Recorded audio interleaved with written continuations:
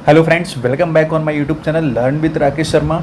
Friends, आज हम बात करेंगे माइक्रोसॉफ्ट एक्सेल, जिसको बोला जाता है एमएस एक्सेल। इससे पहले हमने एमएस वर्ड के विषय में देखा। एमएस वर्ड में आपको प्रैक्टिकली सब कुछ करके दिखाया। इसी तरीके से हम एमएस एक्सेल पर काम करेंगे। सबसे पहले समझ लेते हैं कि एमएस एक्सेल होता क्या है। एमएस एक्सेल माइक्रोसॉफ्ट ऑफिस का एक पार्ट है जिसका यूज़ डेटा को मैनेज करने के लिए किया जाता है।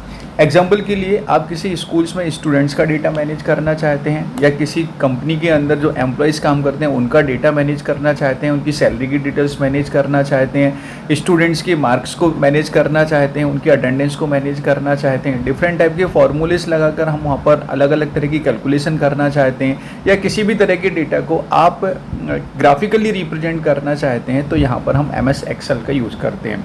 देखिए, एम एस एक्सेल बहुत ही पावरफुल एप्लीकेशन है, बहुत ही पावरफुल टूल है, जिसका यूज़ डेटा को एनालिसिस करने के लिए किया जाता है। अगर मैं डेटा एनालिटिक्स शीट की बात करता हूँ तो वहाँ पर एम एस एक्सेल बहुत ज़्यादा यूज़ होता है। ठीक है, तो मेरा सजेशन है कि अगर आपको एक्सेल नहीं आता है तो आपको एम एस एक्सेल सीखना चाहिए, क्योंकि ये बहुत ज़्यादा यूज़फुल है, बहुत ज़्यादा डिमांड में है। अगर आप सिर्फ एम एस एक्सेल ही कंप्लीट कर लेते हैं, बेसिक टू एडवांस आप कंप्लीट कर लेते हैं, तो आप एम एस एक्सेल में बहुत अच्छा काम कर सकते हैं और बहुत अच्छी सोर्स ऑफ इनकम आपकी चालू हो सकती है। ठीक है, तो चलिए स्टार्ट करते हैं practical part of M S Excel. यहाँ पर हम बेसिक ऑफ एक्सेल कंप्लीट करेंगे, इसके बाद में हम एडवांस वाले पार्ट पर जाएंगे। ठीक है, चलिए प्रैक्टिकल। तो फ्रेंड्स, एमएस एक्सेल पर काम करने के लिए आपको सिंपली स्टार्ट मेनू पर क्लिक करना है और यहाँ पर आपको टाइप करना है एक्सेल। एक्सेल टाइप करते ही आप देखेंगे यहाँ पर एक्सेल दिखाई देगा। क्लिक करते ही एक्सेल का फर्स्ट विंडो आपके सामने इस तरीके से दिखाई देगा। यहाँ पर आप देखते हैं सबसे पहले आपको वर्कबुक दिखाई देती है। देखिए, एक्सेल में जब हम काम करेंगे तो वर्कबुक के अंदर काम करेंगे, या सिंपल वर्ड्स में मैं आपसे बोलूं कि एक्सेल की जो फाइल होती है उसको वर्कबुक बोला जाता है। ठीक है, ये सॉरी, ये आपका ब्लैंक वर्कबुक है और ये कुछ टेम्पलेट्स हैं। टेम्पलेट्स मतलब प्री डिफाइंड फॉर्मेट्स होते हैं जिनको सिलेक्ट करके हम उस पर्टिकुलर फॉर्मेट में अपने डेटा को मैनेज कर सकते हैं।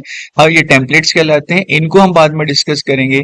अभी एक्सेल में काम करने के लिए हम यहाँ से सिलेक्ट करते हैं ब्लैंक वर्कबुक। ठीक है, वर्कबुक आपने सिलेक्ट किया। अब आप यहाँ पर जाएंगे तो ये वर्कबुक आपकी एक शीट के, इसके अंदर आपको एक शीट मिलेगी। वर्कबुक के अंदर क्या होती है, शीट्स होती हैं। जैसे वर्ड की फाइल के को हम डॉक्यूमेंट्स बोलते हैं और उस डॉक्यूमेंट्स के अंदर मल्टीपल पेजेस होते हैं। ठीक है, इसी तरीके से एक्सेल की फाइल को वर्क बुक बोला जाता है और उस वर्कबुक के अंदर आपको सीट्स मिलेंगे। जैसे आप पहले यहाँ पर पहुंचे, ये सीट 1 मिली। ठीक है, आप ये जो सीट होती है, ये सीट मल्टीपल रो और मल्टीपल कॉलम्स में डिवाइडेड होती है। अगर आप ध्यान से देखेंगे ऊपर तो यहाँ पर A B C D ये क्या है, आपके कॉलम्स हैं। और इस तरीके से देखेंगे 1 2 3 4 5 आपको जो दिख रहा है ये रोज हैं आपकी। ठीक है, तो कहने का मतलब ये हुआ कि आपकी जो सीट है वो मल्टीपल रोज और मल्टीपल कॉलम्स में डिवाइडेड होती है और रो एंड कॉलम्स मिलकर एक पोजीशन क्रिएट करते हैं और उसको बोला जाता है सेल। क्लियर। आप सीट में कहीं भी क्लिक करेंगे तो ये देखेंगे इस तरीके से आपको एक पॉइंटर दिखाई दे रहा है। ये सिलेक्टेड एरिया जो दिख रहा है आपके लिए, ये सिलेक्टेड एरिया आपका सेल एरिया कहलाता है। इसको सेल बोला जाता है। ठीक है, तो सीट में मल्टीपल सेल्स होते हैं। हर रो और कॉलम के अंदर आपको मल्टीपल सेल्स मिलेंगे। जैसे अभी आपने बी कॉलम पे क्लिक किया तो बी कॉलम में आपने यहाँ पर क्लिक किया और 4 नंबर की रो में आप आगे एक सेल हो गया और इस सेल का एक एड्रेस होता है जिसको सेल एड्रेस बोला जाता है।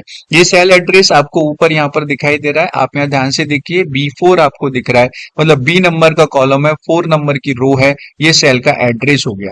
पूरी सीट में कहीं पर भी आप क्लिक करेंगे तो आपको एक सेल मिलेगा। फॉर एग्जाम्पल मैंने यहाँ पर क्लिक किया तो ये एक डिफरेंट सेल हो गया जिसका एड्रेस हो गया E6। तो यहाँ पर आप देखेंगे आपको सेल एड्रेस बार में दिखाई दे रहा है कि E6 इस सेल का नेम हो गया, सेल का एड्रेस हो गया। ठीक है, तो आप पूरी सीट में मल्टीपल सेल्स होते हैं और किसी भी सीट में मूव करने के लिए आप एरो कीज का यूज कर सकते हैं। टॉप एरो की, बॉटम एरो की, राइट या लेफ्ट, किसी भी एरो की के द्वारा हम पूरी सीट में डिफरेंट टाइप के सेल्स पर मूव कर सकते हैं। ठीक है, क्लियर।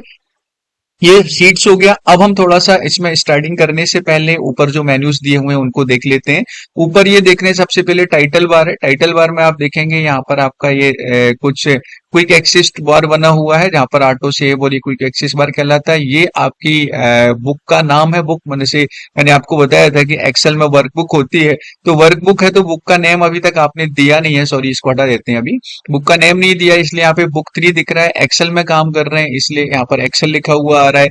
उसके जस्ट नीचे देखेंगे तो ये आपके मेन्यूज हैं। मेन्यूज जैसे फाइल हो गया, होम हो गया, इंसर्ट, ड्रॉ पेज, लेआउट, ये सभी मेन्यूज होते हैं। इनको वन बाय वन हम डिस्कस करने वाले हैं। किसी भी मेन्यू पर आप क्लिक करेंगे तो नीचे आपको इस तरीके से रिबन बार दिखाई देता है। उस रिबन बार में उस पर्टिकुलर मेन्यू से रिलेटेड ऑप्शंस या फॉर्मूलेज या हम बोल सकते हैं सब मेन्यूज आपको दिखाई देंगे। जैसे होम पर क्लिक किया तो होम से रिलेटेड मेन्यूज आपको रिबन में दिखाई दे रहे हैं। इंसर्ट पर क्लिक करेंगे तो इंसर्ट से रिलेटेड आपको मेन्यू सब मेन्यूज यहाँ पर दिखाई देंगे। ये जो विंडो है इस विंडो को रिबन बोला जाता है, जिसमें सिलेक्टेड ऑप्शन सिलेक्टेड मेन्यू से रिलेटेड ऑप्शंस या सब मेन्यूज आपको दिखाई देते हैं। ठीक है, इस रिबन की सेटिंग आप यहाँ से कर सकते हैं। अगर आप फुल स्क्रीन मोड करेंगे तो आपका फुल स्क्रीन में आ जाएगा। ठीक है, ये 3 डॉट्स दिख रहे हैं, यहाँ पर क्लिक करेंगे, आप यहाँ से सिलेक्ट कर सकते हैं शो टैब ओनली, तो आपको टैब ओनली दिखाई देगा। एंड ऑलवेज शो रिबन पे क्लिक करेंगे तो आपका जो रिबन है आपको इस तरीके से दिखाई देने लगता है। तो यहाँ से हम रिबन की सेटिंग कर सकते हैं। ठीक है, क्विक एक्सेस टूल बार, इस पे क्लिक करेंगे तो एक्सेस टूल बार आपका यहाँ से क्विक एक्सेस बार यहाँ से हट जाएगा। आप दोबारा क्लिक करेंगे तो क्विक एक्सेस टूल बार आपका यहाँ पर आ जाता है। ठीक है, क्लियर। चलिए अब सबसे पहले हम देख लेते हैं एक्सेल में डेटा को एंटर करना। जैसा कि मैंने आपको पहले ही बताया कि एक्सेल बहुत ज्यादा यूजफुल है, इसमें आप किसी भी तरह का डेटा मैनेज कर सकते हैं। तो हम यहाँ पर एग्जांपल लेते हैं कि कोई स्कूल है और इस स्कूल के अंदर डिफरेंट टाइप के स्टूडेंट्स होते हैं, डिफरेंट क्लासेस में पढ़ते हैं, उनका अलग अलग फीस स्ट्रक्चर होता है, उसको आपको मैनेज करना है, उन पर किसी तरह का फॉर्मूला आपको अप्लाई करना है, कैलकुलेशन करना है, तो कैसे करेंगे। ठीक है, तो देखिए पहले भी बताया आपके लिए कि एक्सेल जो होता है वो रो और कॉलम में डेटा को मैनेज करता है। ठीक है, तो अब स्टूडेंट्स का डेटा आपको मैनेज करना है। फॉर एग्जांपल आपको स्टूडेंट्स का स्टूडेंट आईडी मैनेज करना है, तो आप यहाँ पर एक कॉलम में हेडिंग डालेंगे स्टूडेंट आईडी। ठीक है, सेल पॉइंटर आपका नेक्स्ट में आएगा, यहाँ पर आपने लिखा नेम, तो नेम यहाँ पर क्रिएट करेंगे। फादर नेम अगर हम लेना चाहते हैं तो आप फादर नेम के लिए इस तरीके से हेडिंग क्रिएट कर सकते हैं। आपको लिखना है उसका एड्रेस, ठीक है, या आप लिख सकते हैं कॉन्टेक्ट नंबर, या आपको लेना है कि किस क्लास में वो पढ़ता है, उसकी टोटल फीस कितनी है, उसने पेड फीस कितना किया है, उसका ड्यू फीस कितना है। ठीक है, तो ये हमने एक्सेल में क्या बना लिए, हमने बना लिया यहाँ पर कॉलम की हेडिंग हमने क्रिएट कर ली। अब थोड़ा सा देखेंगे कि जो आपने लिखा है, आपने जैसे स्टूडेंट आईडी लिखा या नेम लिखा या फादर नेम लिखा या कॉन्टेक्ट नंबर, देखो आप तो ये थोड़ा सा यहाँ पे कट रहा है, अंदर से हिडन है, दिखाई नहीं दे रहा है। ठीक है, तो आप इसको आराम से मैनेज कर सकते हैं। कैसे, आप ये पर्टिकुलर कॉलम के ऊपर लिखे जाइए, आप देखिए आपका जो माउस पॉइंटर है इस तरीके से प्लस साइन में कन्वर्ट हो जाता है। ठीक है, तो आपको सिंपली करना क्या है, इसको इस तरीके से यहाँ पर इस तरीके से पुश कर देना है। ठीक है, या आप सिंपली इस पर डबल क्लिक करेंगे तो भी आपका यहाँ से ये मैनेज हो जाता है। ठीक, क्लियर। एनी प्रॉब्लम यहाँ तक, कोई प्रॉब्लम तो नहीं आपके लिए। अगर कोई डाउट होता है, कुछ क्वेश्चन रहता है तो कमेंट्स बॉक्स में जरूर लिखिएगा, definitely I will answer you. ठीक है, ओके। अब यहाँ पर हम क्या कर सकते हैं, स्टूडेंट आईडी के नीचे आपने स्टूडेंट आईडी इंसर्ट कर दिया, जैसे आपने यहाँ पे 101 डाला, स्टूडेंट नेम आपने डाल दिया अमित, फादर नेम डाल दिया आपने रोहन, एड्रेस डाल दिया भोपाल। ठीक है, कांटेक्ट नंबर, जो भी कांटेक्ट नंबर आपको देना है, क्लास आपने डाला 5th क्लास में पढ़ता है, टोटल फीस जो भी हम चाहते हैं फीस डाल दिया, पेड फीस आपने यहाँ पर डाला है 2000 रुपीज। अब देखिए यहाँ से एक्सेल का मेन यूज आपको समझ में आ जाएगा।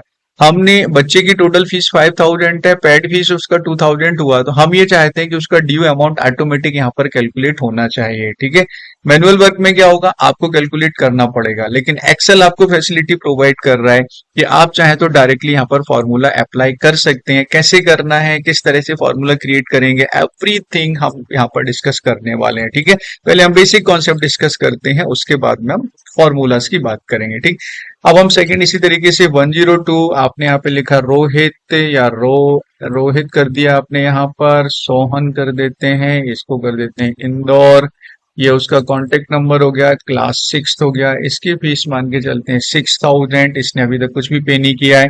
ठीक है, अब इस तरीके से क्या हुआ, हम मल्टीपल स्टूडेंट्स का डेटा यहाँ पर आप जो भी चाहें वो यहाँ पर एंटर कर सकते हैं। ठीक है, आई होप यू अंडरस्टूड कि एक्सेल में डेटा एंटर करना कितना आसान है, डेटा को मैनेज करना कितना आसान है। ठीक है, बहुत आसानी से हम एक्सेल शीट में अपने डेटा को एंटर कर सकते हैं। ठीक है, चलिए अब आगे फॉर्मूलेज हमें अप्लाई करना है, उससे पहले कुछ बेसिक चीजें हम देख लेते हैं। सबसे पहले देख लेते हैं कि एक्सेल की फाइल को सेव कैसे किया जाता है।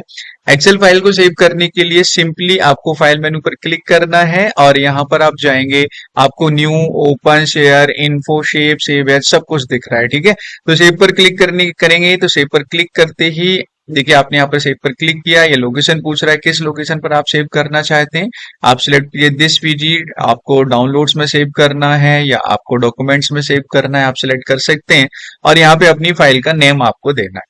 पहली बार जब हम किसी भी फाइल को सेव करते हैं तो वहां पर हमें उसका नेम देना बहुत ज्यादा जरूरी हो जाता है। ये चीज हम पहले भी डिस्कस कर चुके हैं। तो simply write the name of your Excel files. For example आपने दे दिया यहाँ पे माय फाइल, हमने नेम दिया, सेव किया, ये आपकी एक्सेल फाइल सेव हो गई है। और यहाँ पर आप देखेंगे कि आपकी एक्सेल जो फाइल है उसका नेम यहाँ पर आ गया माई फाइल। ठीक है, ये देखिए ऑटो सेव का ऑप्शन होता है। अगर ऑटो सेव को आप ऑन करके रखेंगे तो आपको बार बार फाइल को सेव नहीं करना पड़ेगा। एक्सेल के अंदर ऑटोमेटिकली आपकी फाइल कुछ समय के बाद में ऑटोमेटिक सेव होती चली जाएगी। ठीक है, इस ऑप्शन को आप ऑन ऑफ यहाँ से कर सकते हैं। ठीक, ओके। चलिए, इसी तरीके से अगर आपको किसी पुरानी फाइल को ओपन करना है तो आप यहाँ से ओपन कमांड चलाएंगे। ओपन कमांड क्लिक करते ही आप अपनी पुरानी किसी भी फाइल को, फॉर एग्जांपल मुझे बुक 1 सिलेक्ट करना है तो बुक 1 आपने क्लिक किया तो देखेंगे यहाँ पर आपकी बुक 1 इस तरीके से ओपन होके आ गई। ये कोई पुरानी फाइल है एक्सेल की, ये आपको इस तरीके से ओपन होके आ जाएगी। ठीक है, क्लियर। तो हम यहाँ पे ओपन कमांड के द्वारा फाइल को ओपन कर सकते हैं, सेव के द्वारा सेव कर सकते हैं, प्रिंट के द्वारा फाइल को प्रिंट कर सकते हैं। ये सब डिटेल्स में हम डिस्कस करने वाले हैं। अभी हम देखते हैं इसमें काम करना। ठीक है, फाइल को सेव करना और ओपन करना आपके लिए आ गया। ठीक, चलिए अब देख लेते हैं एक्सेल फाइल में टेक्स्ट एडिटिंग। टेक्स्ट को कैसे एडिट करना है, नया रो अगर आपको इंसर्ट करना है तो न्यू रो को कैसे इंसर्ट करेंगे, और न्यू कॉलम अगर आपको इंसर्ट करना है तो न्यू कॉलम किस तरीके से इंसर्ट करते हैं। पहले ये बेसिक चीजें समझ लेते हैं, उसके बाद में हम एक्सेल में थोड़ा सा एडवांस वाली चीजें डिस्कस करेंगे, जैसे फॉर्मूलाज कैसे क्रिएट करना है, कैलकुलेशन कैसे करना है, ये चीजें मैं अभी आपको बताने वाला हूँ। ठीक है, उससे पहले टेक्स्ट एडिटिंग। टेक्स्ट एडिटिंग ये हमारी एक फाइल बनी हुई है। सबसे पहले हम यहाँ पर जो लिखा है उसका फॉन्ट वगैरह चेंज करना है, साइज वगैरह चेंज करना है। तो हमें टेक्स्ट जो भी लिखा होगा उसको सिलेक्ट करना है। एक्सेल में टेक्स्ट को सिलेक्ट करने के लिए आप सिंपली माउस पॉइंटर के द्वारा कर सकते हैं, या शिफ्ट की को प्रेस करके आप एरोस की को मूव करेंगे तो जिस डायरेक्शन में आप एरो की को मूव करेंगे उस डायरेक्शन में आपका टेक्स्ट जो है वो सिलेक्ट होते हुए चला जाएगा। ठीक है, तो शिफ्ट की आपको प्रेस करके रखना है, शिफ्ट आप प्रेस करके रखिए और एरो की आप प्रेस करते चले जाइए। डाउन एरो की प्रेस करेंगे तो इस तरीके से आपका डाउन में जो टेक्स्ट है वो सिलेक्ट हो जाएगा। ठीक है, टेक्स्ट का फॉन्ट चेंज करना है तो ये बेसिक चीजें आपको पहले भी कई बार बता चुके हैं, फिर एक बार मैं रिवाइज कर देता हूँ। यहाँ से आप फॉन्ट चेंज कर सकते हैं, यहाँ से आप फॉन्ट का साइज चेंज कर सकते हैं। ठीक है, क्लियर। ये आपका इंक्रीजिंग होता है, जहां से आप इंक्रीज फॉन्ट कर सकते हैं। ये आपका डिक्रीज फॉन्ट होता है। ठीक है, यहाँ से आप डिक्रीज कर सकते हैं।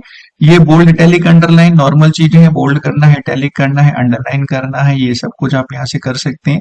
ये होता है बॉर्डर स्टाइल। जो भी सिलेक्टेड टेक्स्ट है उसके हमको बॉर्डर लाना है। ठीक है, आपको बॉर्डर सिलेक्ट करना है, जैसे ऑल बॉर्डर्स आप सिलेक्ट कर देंगे तो ऑल बॉर्डर्स वो टेब्यूलर फॉर्म में इस तरीके से बन के आ जाता है। ठीक है, तो ये बॉर्डर्स वगैरह बेसिक चीजें हैं, ये आपने वर्ड में भी चलाई थी, वर्ड में भी मैंने आपको बताया था। वही सेम टू सेम हम एक्सेल में इस तरीके से यूज कर सकते हैं। ठीक है, ये होता है आपका फिल कलर।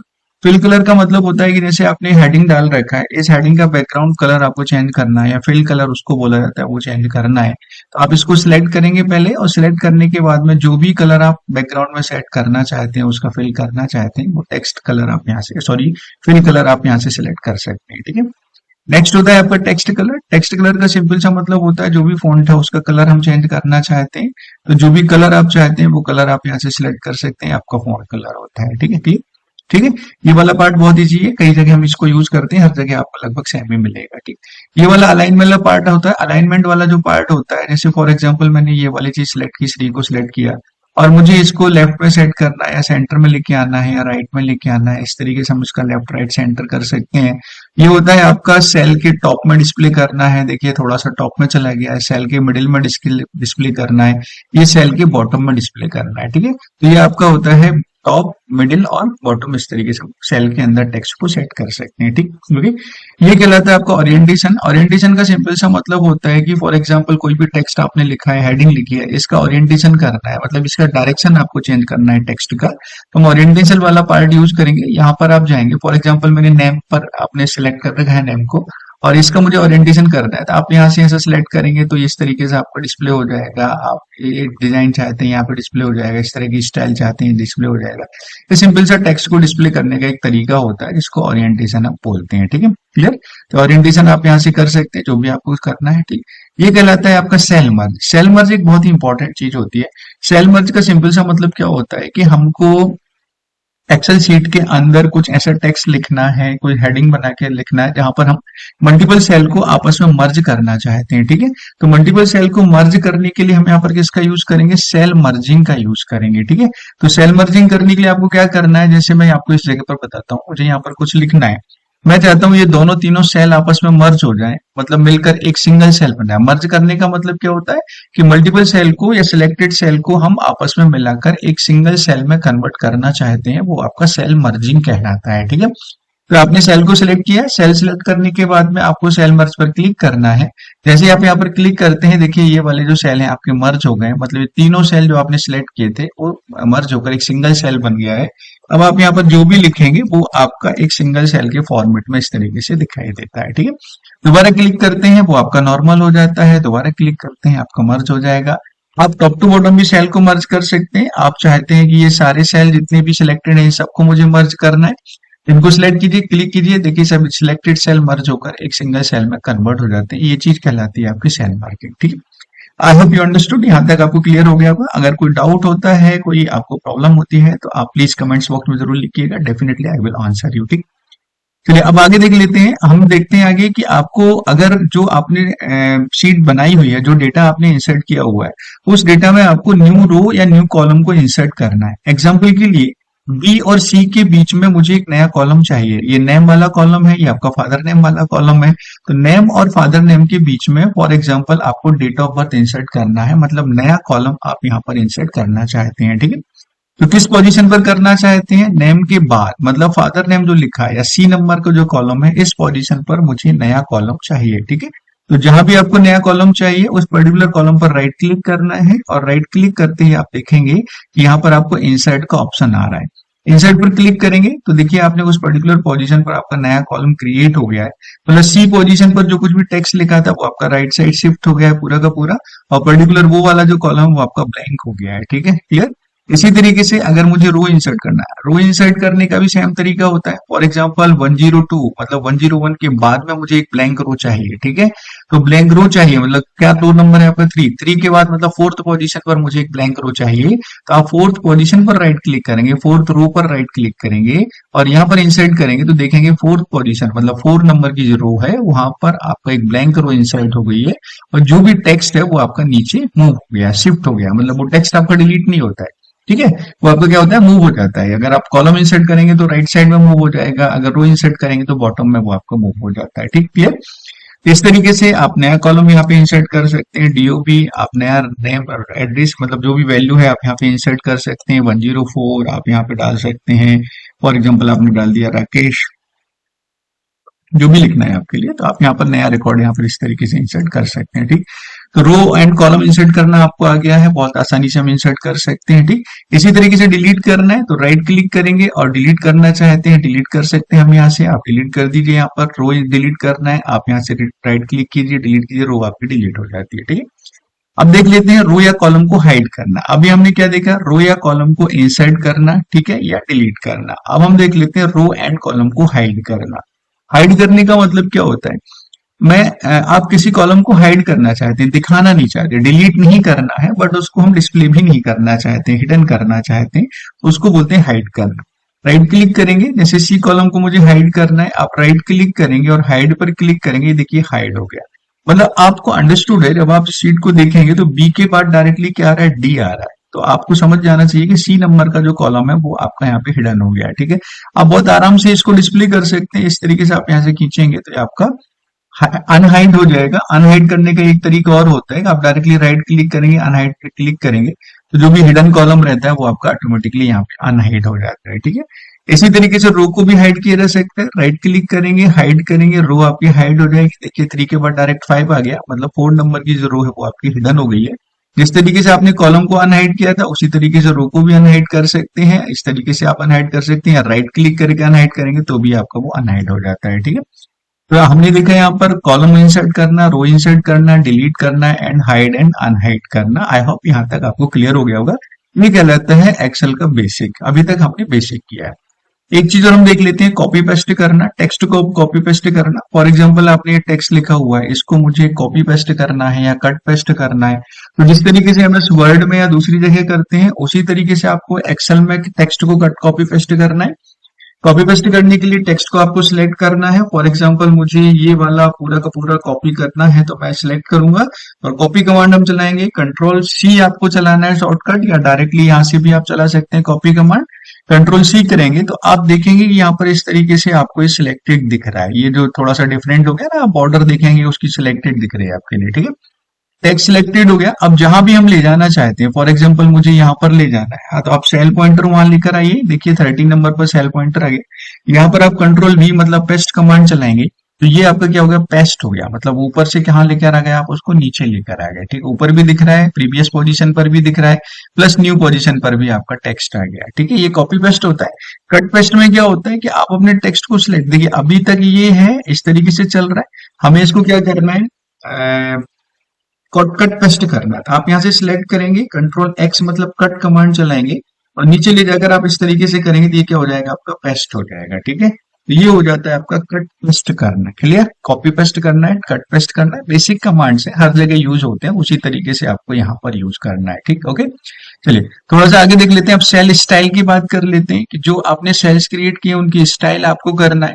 स्टाइल मतलब उसकी डिजाइन आपको चेंज करना है। तो कोई भी पर्टिकुलर सेल है या जो मोर देन वन सेल भी आप सेलेक्ट कर सकते हैं। फॉर एग्जांपल ये वाला सेल है, इस सेल की स्टाइल मुझे चेंज करना है तो आप सेल स्टाइल पर जाएंगे। यहाँ देखिए डिफरेंट टाइप की स्टाइल्स आपको दिख रही हैं, जो भी आप सिलेक्ट करेंगे उस स्टाइल में आपका टेक्स्ट यहाँ पर हो जाता है। देखिए फॉर एग्जांपल मैंने 101 सिलेक्ट किया या 101 एंड 102 इन दोनों को हमने सिलेक्ट किया। आप यहाँ पर जाइए, सेल स्टाइल आप सिलेक्ट कीजिए। जो भी आप स्टाइल सिलेक्ट करेंगे उस स्टाइल में आपका टेक्स्ट, बैकग्राउंड कलर है या फॉन्ट है, ये बनी बनाई स्टाइल्स होती है, उस हिसाब से आपका टेक्स्ट मतलब जो कलर है, फॉन्ट मतलब सॉरी सेल है, सेल की स्टाइल इस तरीके से चेंज हो जाती है, ठीक है। क्लियर। सेकंड होता है आपका format as a table. Format as a table का मतलब होता है कि आपने जो टेबल ड्रॉ की है, आपने इसकी बॉर्डर्स बनाई है, इसको टेबल फॉर्मेट में हम सेट करना चाहते हैं। तो यहाँ पे फॉर्मेट एज ए टेबल में डिफरेंट टाइप के फॉर्मेट्स या स्टाइल्स वहां पे दिख रही हैं। जो भी आप सिलेक्ट करेंगे उस स्टाइल में आपका पूरा का पूरा बन जाएगा। ये देखिए आपने बन के आ गया। क्लियर है। ये टेबल स्टाइल्स कहलाती है, फॉर्मेट एड टेबल। आप जो भी सिलेक्ट करेंगे उस स्टाइल में आपका जो टेक्स्ट है, सिलेक्टेड टेक्स्ट है, जो सेल आपने सिलेक्ट किए हैं, टेक्स्ट आपने सिलेक्ट किया, वो उस हिसाब से कन्वर्ट हो जाता है, ठीक है। Clear, I hope you understood. कैसे करते हैं ये चीज मैंने आपको बता दिया है यहाँ पर, ठीक। ये चीज क्या होती है अभी मैं आपको बताता हूँ, इसको फिल्टर लगाना बोलते हैं। अभी थोड़ी देर में हम इसको डिस्कस करने वाले हैं, ठीक है। Clear, I hope you understood यहाँ तक, ठीक। अब एक चीज हम देख लेते हैं कि अभी तक आप जो भी काम कर रहे हैं वो सिंगल शीट पर काम कर रहे हैं। शीट क्या होती है मैं पहले बता चुका हूं आपके लिए। तो अभी आप सिंगल शीट पर काम कर रहे हैं, हम यहाँ पर मल्टीपल शीट ऐड करना चाहते हैं। मतलब फाइल के अंदर, एक्सेल के अंदर आपको और शीट्स ऐड करना है, मोर देन वन शीट्स आप ऐड करना चाहते हैं। तो सिंपली आपको क्या करना है, ये प्लस का जो साइन दिख रहा है ना, आपको इस पर क्लिक करना है, ठीक है। आप यहाँ पर क्लिक करेंगे, देखिए शीट नंबर 2 आ गई, ये शीट नंबर 1 हो गया, शीट नंबर 2 हो गया। फिर से आपको नई शीट चाहिए तो शीट नंबर 3 हो गया। जैसे वर्ड के अंदर पेज 1, पेज 2, पेज 3 ऐसा 1 बाय 1 ऐड होता चला जाता है, उसी तरीके से एक्सेल में भी हम अपने हिसाब से शीट 1, शीट 2 या शीट 3 जो भी है वो हम इस तरीके से ऐड करना चाहते हैं, ठीक है। क्लियर। अभी हमने जो कट कॉपी पेस्ट किया वो सिंगल शीट पर किया। आप एक शीट से दूसरी शीट पर भी डेटा को कॉपी पेस्ट या कट पेस्ट कर सकते हैं। जैसे एग्जांपल के लिए मैंने इसको यहाँ से सिलेक्ट किया और मैं इसको कट करके नेक्स्ट शीट पर ले जाना चाहता हूं, तो आप यहाँ पे कट कमांड चलाइए, कंट्रोल एक्स से शीट नंबर 2 पर जाइए और शीट नंबर 2 पर आने के बाद जो भी सेल है उस सेल पर आप लाके कंट्रोल भी मतलब पेस्ट कमांड चलाइए। तो आप देखेंगे यहाँ पर क्या होगा कि वो टेक्स्ट आपका शीट नंबर 1 से हट गया और शीट नंबर 2 पर आपने उसको डिस्प्ले कर दिया है, ठीक है। तो इस तरीके से क्या हो सकता है कि हम एक शीट से दूसरी शीट पर भी डेटा को ले जा सकते हैं, सेट कर सकते हैं, ठीक है। Clear, okay.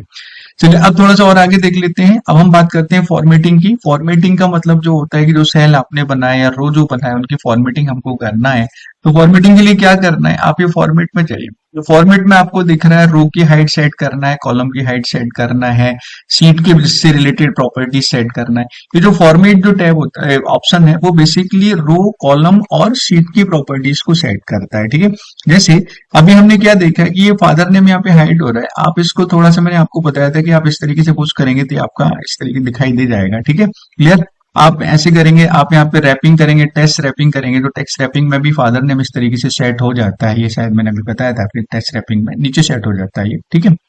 तो ये काम हम प्रॉपर्टीज कहाँ से सेट कर सकते हैं, फॉर्मेट से कर सकते हैं। आप फॉर्मेट में जाइए। फॉर एग्जांपल ये पूरा का पूरा कॉलम आपने सिलेक्ट किया और आप फॉर्मेट में गए और आपने बोला कॉलम की विड्थ हमको सेट करना है। देखिए रो की हाइट सेट होती है और कॉलम की विड्थ सेट होती है। आप यहाँ से सिलेक्टेड जो एरिया है एक्सेल के अंदर, जो भी जरूरी नहीं है आप कॉलम ही सिलेक्ट करें, आप पूरा का पूरा जो भी लिखा हुआ है आपने सीट सिलेक्ट की रेडी की है उसको सिलेक्ट कर सकते हैं।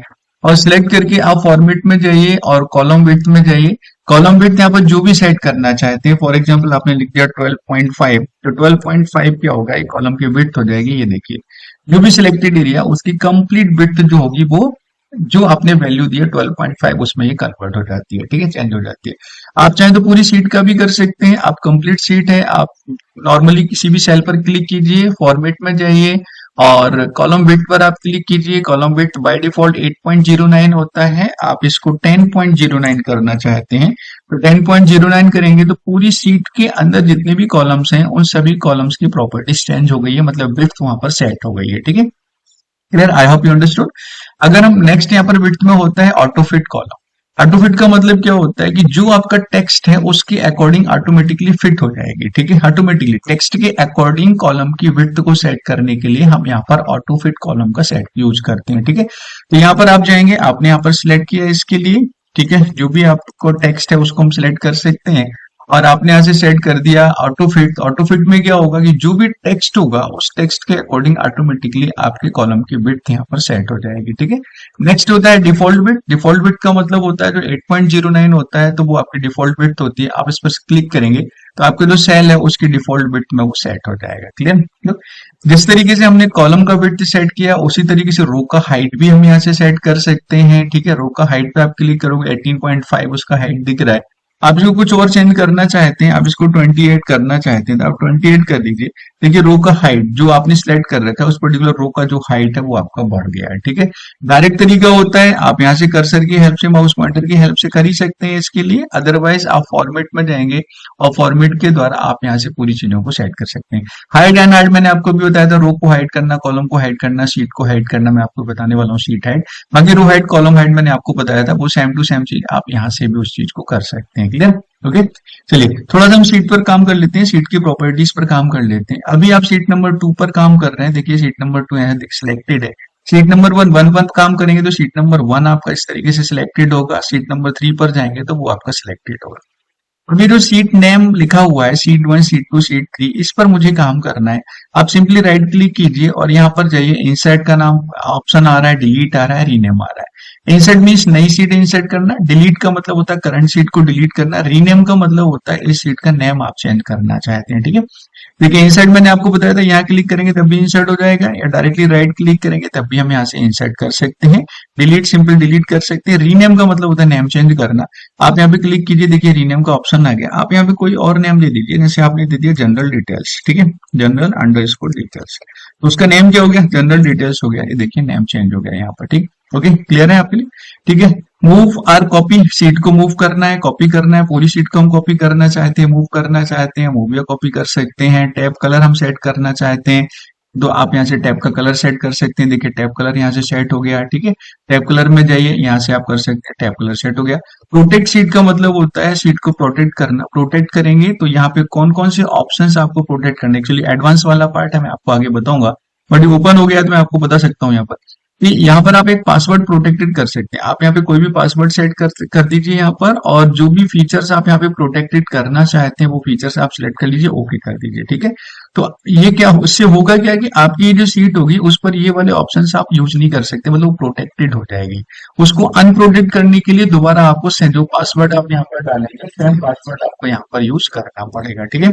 I have understood. सीट की प्रॉपर्टीज जो हम यहाँ से सेट कर रहे हैं वही की वही सीट की प्रॉपर्टीज आप फॉर्मेट के अंदर यहाँ से भी कर सकते हैं, ठीक है। प्रोटेक्ट सीट, सेल लॉक वगैरह, ठीक है, ओके, क्लियर है यहाँ तक। तो सब देखिए सबसे ज्यादा इंपॉर्टेंट चीज होती है कि जो भी आपको बताया जा रहा है उसको प्रैक्टिकली करके देखना। आप इसको एक बार प्रैक्टिकली जरूर करके देखिएगा। उसमें अगर कोई डाउट्स आते हैं या आपका कोई आपकी क्वेरीज रहती है तो प्लीज कमेंट्स बॉक्स में जरूर लिखिएगा। Definitely I will reply you, I will try to give you the answer, ठीक है। आज की जो लेक्चर है इसमें आप यहीं तक कंप्लीट करते हैं। नेक्स्ट जो लेक्चर होगा उसमें हम कंप्लीट करेंगे फॉर्मेट, कंडीशनल फॉर्मेटिंग देखने वाले हैं, प्लस फॉर्मूलेस जो यहाँ पर दिख रहे हैं उसको देखने वाले हैं, फाइंड रिप्लेस को देखने वाले हैं, ठीक है। ये बेसिक चीजें जो फॉर्मूलाज वगैरह इंसर्ट करना और ग्राफ वगैरह इंसर्ट करना, ये जो होगा वो हमारा नेक्स्ट वाले टॉपिक में, नेक्स्ट वाला जो हमारा लेक्चर होगा उस लेक्चर में हम इस चीज को कंटिन्यू करेंगे। तब तक के लिए टेक केयर, बाय बाय।